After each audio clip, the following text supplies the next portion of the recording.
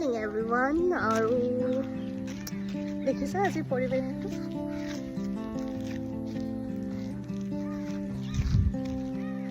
ৰাতিপুৱা আজি মোৰ কাৰণে বহুত সোনকাল হ'ল। 7টা বজাতে ষ্টেডিয়াম পালোহি, সৰু সজাই ষ্টেডিয়াম। আৰু মই ভাবোঁ আৰু ইয়াতে ময়ো আহিছোঁ। এই সংস্কৃতিও আহিছে। সংস্কৃতি আৰু মই দুয়োজনী একচুৱেলি তাই চুইমিঙতে দিছিলোঁ, কিন্তু এইকেইদিন বৰষুণ হোৱাৰ কাৰণে পানী বেছি বাঢ়িলে যে সেইকাৰণে মানে তাই কণ্টিনিউ নাই কৰা।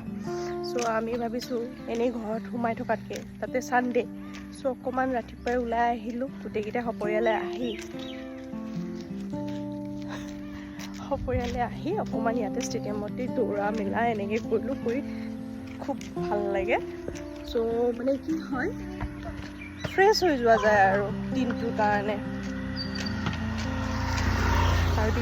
ফ্ৰেছ হোৱাৰ লগতে বাকী কামবিলাকো খুব ধুনীয়াকৈ হৈ যায়। আৰু ডেইলি ৰুটিনখনটো আছে। আৰু মই হ'লোঁ এজনী বিউটিচিয়ান, গতিকে আমাৰ কোনো অফ ডে নাই।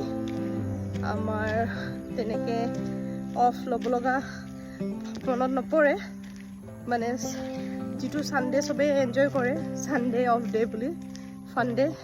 আমাৰ always fun day, always Sunday, always Monday, একো নাই। চ'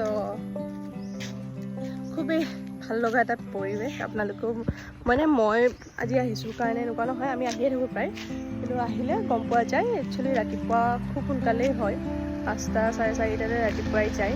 আৰু এনেকৈ আহিলে ইমান ফ্ৰেছ লাগে। আৰু আজিকালিতো হেল্ডি হৈ থকাটো বিৰাটেই ডাঙৰ চেলেঞ্জ, যিটো লাইফষ্টাইল আমাৰ মেইনলিটো চবেই লাইফষ্টাইল ডিজিজতে ভোগা যায়। চ' আমি কি কৰিলোঁ আপোনালোকক দেখুৱাম।